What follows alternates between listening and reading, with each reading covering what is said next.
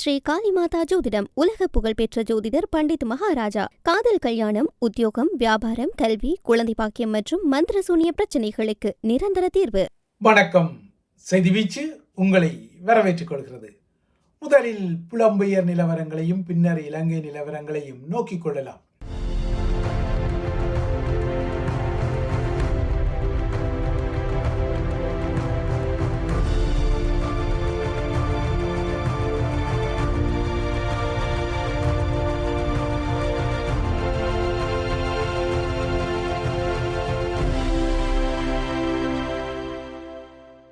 France தலைநகர் பாரிஸின் புறநகர பாதையான பொமினியில் ஈழத்தமிழர் ஒருவர் பிரெஞ்சு காவல்துறையின் துப்பாக்கிச் சூட்டில் நேற்று பலியான சம்பவம் அதிர்ச்சியை ஏற்படுத்திய நிலையில் இந்த சம்பவம் இடம்பெற்ற சில மணி நேரங்களில் இந்த சம்பவத்துடன் எந்தவித தொடர்புமற்ற வகையில் பாரிஸ் நகரில் நேற்றிரவு பெரும் வன்முறைகள் மற்றும் தீயிடல்கள் இடம்பெற்றுள்ளன. பிரான்சின் உதைவந்தாட்ட ரசிகர்களுக்கிடையே மறைந்திருக்கும் ஒரு நாசகார கூட்டம் கால்பந்தாட்ட போட்டிகளில் பெறும் வெற்றிகள் மூலம் பெரும் வன்முறைகளை விதைக்கும் சம்பவங்கள் அவ்வப்போது பதிவாகி வரும் நிலையில் அவ்வாறான ஒரு நாசகாரம்தான் நேற்று மீண்டும் ஒரு முறை ஒரு வெற்றி கொண்டாட்டங்களின் பின்னணியில் நடந்தது.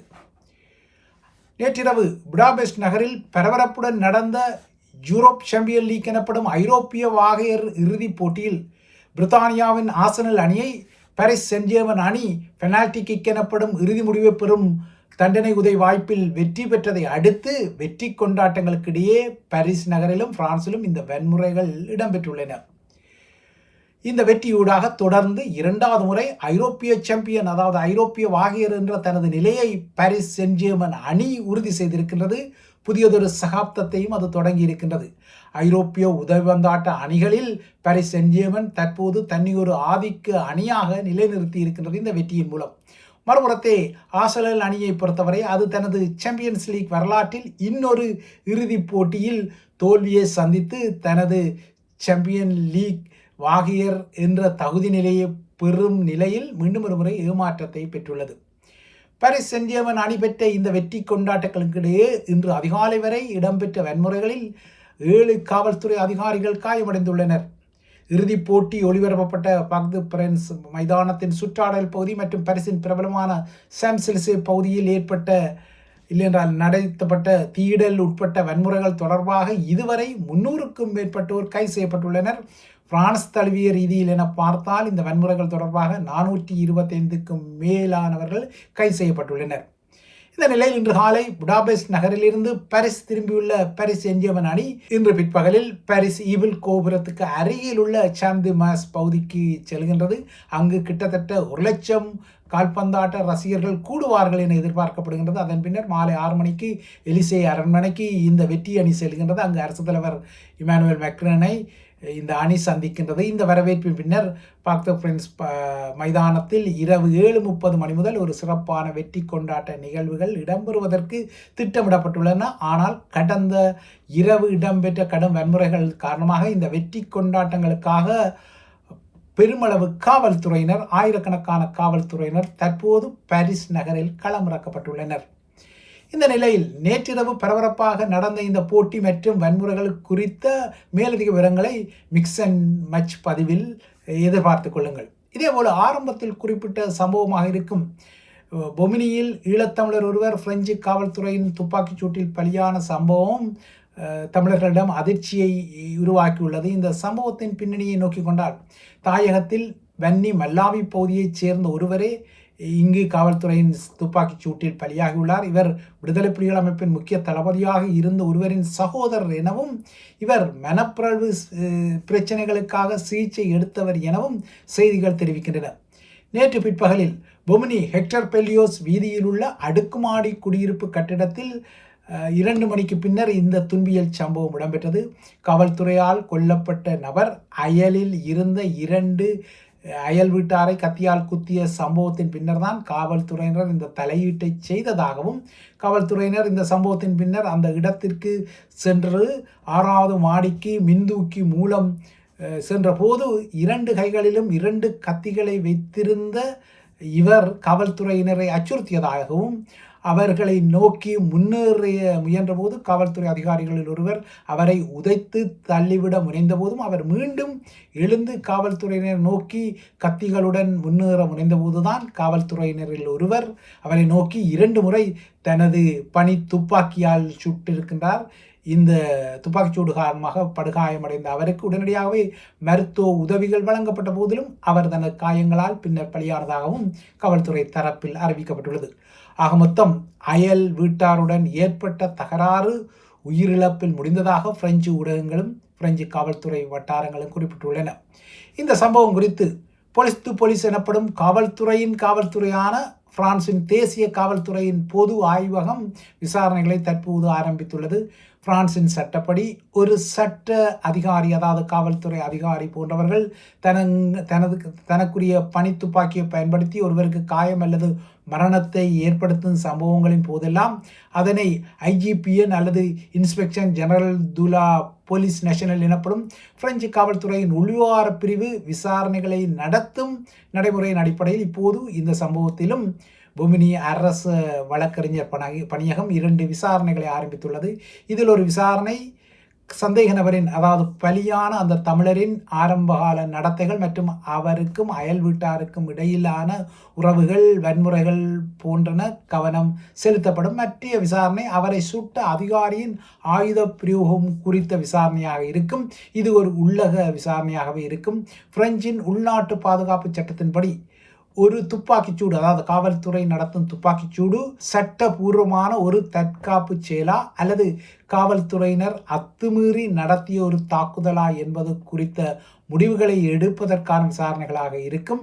இப்போது இந்த துப்பாக்கிச்சூட்டை நடத்திய காவல்துறை உறுப்பினர் மீதும் இந்த விசாரணைகள் நடத்தப்படுவதாக தெரிய வருகின்றது.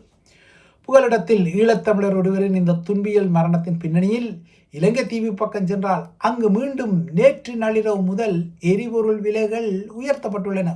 ஏற்கனவே கடந்த சில வாரங்களாகவே இந்த எரிபொருள் விலை அடிக்கடி உயர்த்தப்பட்டு வரும் நிலையில் இப்போது மீண்டும் ஒரு முறை இலங்கையருக்கு கசப்பான இந்த விலை உயர்வு கிட்டியுள்ளது. எரிபொருள் மற்றும் அத்தியாவசிய சேவைகளுக்குரிய வரிகள் உயர்த்தப்பட வேண்டும் என அனைத்துலக நாணய நிதியமான IMF ஸ்ரீலங்கா அரசாங்கத்துக்கு, அதாவது அனுர அரசாங்கத்திற்கு அழுத்தங்களை வழங்கி வரும் நிலையில் மீண்டும் ஒரு முறை இலங்கையில் பெட்ரோல், டீசல், ஓட்டோ டீசல், மண்ணெண்ணெய் ஆகிய எரிபொருட்களின் விலைகள் உயர்த்தப்பட்டுள்ளன. இவ்வாறு எரிபொருள் விலை உயர்த்தப்படுவதால் இனி வரும் நாட்களில் உணவுப் பொருட்கள், போக்குவரத்து கட்டணங்கள் எல்லாம் உயரக்கூடும் என்பதும் எதிர்பார்க்கத்தக்கது. இது ஏற்கனவே கடும் வாழ்க்கை செலவு நெருக்கடியில் உள்ள பொதுமக்களுக்கு மிகவும் பாதகமான ஒரு காலமாக மாறப்போகின்றது என்ற நிலையில் ஸ்ரீலங்காவின் சக்தி வள நெருக்கடிகள் இவ்வாறான விலையேற்றங்களின் பின்னணியில் அதிகரித்து வருகின்றன. அந்த வகையில் ஸ்ரீலங்காவின் தேசிய மின் கட்டமைப்பில் ஏற்பட்ட சமநிலையற்ற குளறுபடிகள் காரணமாக கொழும்பின் சில பகுதிகள் உட்பட சுமார் 100 பகுதிகளில் நேற்று மின்சார விநியோகம் துண்டிக்கப்பட்டிருக்கின்றது. எதிர்பார்த்ததை விட அதிக சூரிய மின் உற்பத்தி செய்யப்படுவதால் நாடளாவிய ரீதியில் இந்த சமநிலையற்ற நிலைமை ஏற்பட்டு பெரும் மின் இழப்பு ஏற்படுவதை தடுக்க, அதாவது மின் துண்டிப்பு ஏற்படுவதை தடுக்கவே முன்னெச்சரிக்கையாக இந்த மின்சார துண்டிப்பு நகர்வு எடுக்கப்பட்டதாக அனுர அரசாங்கத்தின் சக்தி வள அமைச்சர் ஒரு சமாளிப்பு அறிக்கையிடலை செய்திருக்கின்றார். சில வழிகளை அவர் சொல்வதில் உண்மை கூட இருக்க முடியும். இவ்வாறான சமாளிப்புகள் அரசு தரப்பில் வர சிறுமியொருவரை பாலியல் துன்புறுத்தலுக்கும் வன்முணர்வுக்கும் உள்ளாக்கிய ஸ்ரீலங்காவின் வல்லேகம ஹேமரத்ன தேரரின் சங்கநாயக்க மற்றும் அட்டமஸ்தானாதிபதி பொறுப்புகள் இடைநிறுத்தப்படுவதாக நேற்று ஸ்ரீலங்காவின் முக்கியமான பௌத்த பீடமான மல்வத்து பீடம் அறிவித்துள்ளது. இந்த அதிரடியான முடிவின் அடிப்படையில் வல்லேகம ஹேமரத்ன தேரர் வகித்து வரும் நுவரகலவியா எனப்படும் வடமத்திய மாகாணத்தின் தலைமை சங்கநாயக்க பதவி இடைநிறுத்தப்பட்டுள்ளது. இதன் மூலமாக வல்லேகம ஹேமரத்ன தேரரின் அட்டமஸ்தான பொறுப்பும் இடைநிறுத்தப்பட்டுள்ளது. மல்வத்த மகாவிகாரையின் பதிவாளரான கலாநிதி பகமுனே சுமங்கல தேரரின் ஒப்பத்துடன் வெளியிடப்பட்ட இந்த இடைநீக்க அறிக்கையின்படி வல்லேகம ஹேமரத்ன தேரர் வகித்து வந்த அட்டமஸ்தானாதிபதியின் கடமைகள் தற்போது தற்காலிகமாக ஞானதிலக தேரர் என்பவரிடம் கையளிக்கப்பட்டுள்ளது. வல்லேகம தேரர் தொடர்பான குற்றச்சாட்டுக்கள் விசாரணை செய்யப்பட்டு அவை தொடர்பான சட்ட நடவடிக்கைகள் முடிவடைந்த பின்னரே, அதிலும் இறுதி தீர்ப்பு அவரை மையப்படுத்தி வழங்கப்பட்ட பின்னரே அவருக்கு மீண்டும் இந்த பொறுப்பு வழங்கப்படும் எனவும் அதுவரை அவருக்கு இந்த பொறுப்பு இடைநிறுத்தப்படுவதாகவும் தற்போது அறிவிக்கப்பட்டுள்ளது. ஆக மொத்தம் 2022ஆம் ஆண்டில் அப்போது 11 வயது சிறுமியாக இருந்த ஒரு பராயமடையாத சிறுமியை 3 நாட்களுக்கு ஒருமுறை தனது இடத்துக்கு வரவழைத்து அவரை பாலியல் வன்புணர்வு இல்லையென்றால் துன்புறுத்தல் செய்ததான குற்றச்சாட்டுக்கு உள்ளான தற்போது 71 வயதாகும் வல்லேகம ஹேமரத்ன தேரரின் விடயம் இப்போது மல்வத்த பீடத்தின் இந்த இடைநிறுத்தம் காரணமாக சூடு பிடித்துள்ளது. அநேகமாக வல்லேகம ஹேமரத்ன தேரர் இந்த குற்றத்தை செய்திருக்கக்கூடும் என்ற அடிப்படையிலான ஒரு தோற்றப்பாடு பௌத்த மகா சங்கங்களிடம் இப்போது தலையெடுப்பதையும் அவதானிக்கக்கூடியதாக இருக்கின்றது. தான் கைது செய்யப்படலாம் என்ற அச்சத்தால் கொழும்பில் உள்ள ஒரு தனியார் மருத்துவமனைக்கு அவசரமாக ஓடோடி சென்ற வல்லேகம ஹேமரத்ன தேரர் அங்கு நாளொன்றுக்கு 80,000 ரூபாய்க்கு மேல் அறவிடப்படும் ஆடம்பர அறையொன்றை எடுத்து அங்கு தனக்கு இல்லாத வருத்தத்துக்காக போலியாக சிகிச்சை எடுத்த போதிலும் கடந்த 9ஆம் தேதி அவர் கைது செய்யப்பட்டார். கைதான அவர் பின்னர் பிணையில் விடுவிக்கப்பட்டார். இவ்வாறாக அவர் பிணையில் விடுவிக்கப்பட்ட நிலையில் நேற்று புத்தரின் பிறப்பு, ஞானம் மற்றும் பரிநிர்வாணம் ஆகியவற்றை அரச வெசாக் விழாவாக ஸ்ரீலங்கா அதிகாரபூர்வமாக கொண்டாடிய நாளில் ஹேமரத்ன தேரரின் இந்த பதவி இடைநீக்கம் நிகழ்ந்துள்ளது. ஹேமரத்ன தேரர் இடைநீக்கப்பட்டாலும் கடந்த மாதம் 110 கிலோ போதைப் பொருளை கடத்திய குற்றச்சாட்டில் கட்டுநாயக்க விமான நிலையத்தில் கைதான 22 இளம் பிக்குகள் இன்னமும் தடுப்பு காவலில் இருந்தாலும் அவர்களின் பிக்கு தகுதி இதுவரை இடைநீக்கம் செய்யப்படவில்லை என்பதும் இங்கு சுட்டிக்காட்டப்பட வேண்டிய ஒரு விடயம். இப்போது இந்த விடயத்தில் இன்னொரு விடயமும் இங்கு சொல்லப்பட வேண்டும்.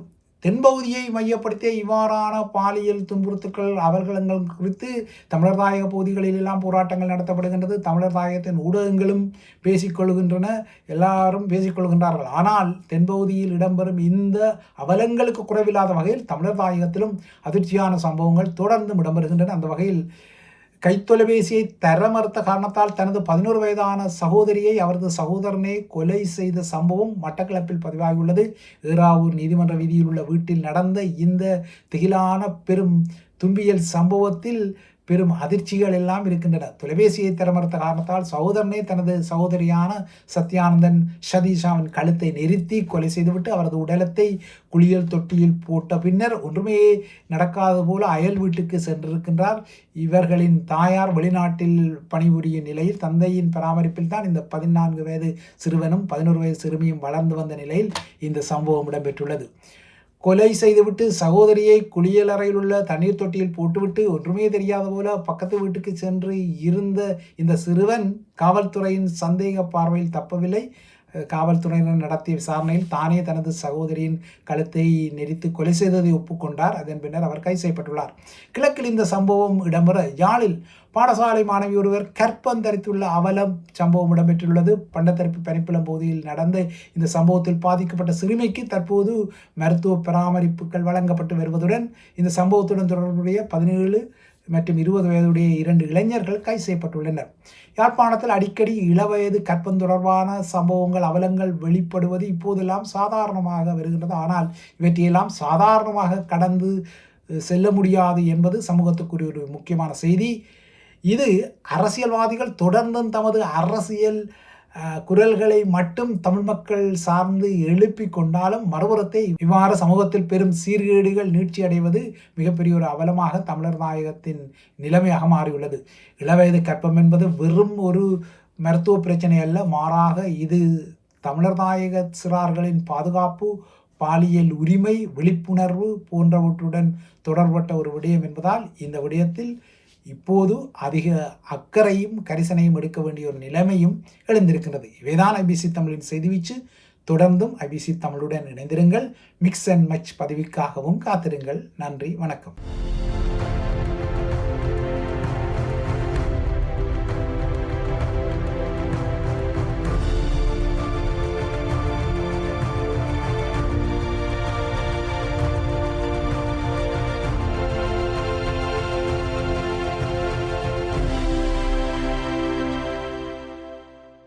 ஸ்ரீ காளிமாதா ஜோதிடம் உலக புகழ்பெற்ற ஜோதிடர் பண்டித் மகாராஜா. காதல், கல்யாணம், உத்தியோகம், வியாபாரம், கல்வி, குழந்தை பாக்கியம் மற்றும் மந்திர சூனிய பிரச்சனைகளுக்கு நிரந்தர தீர்வு.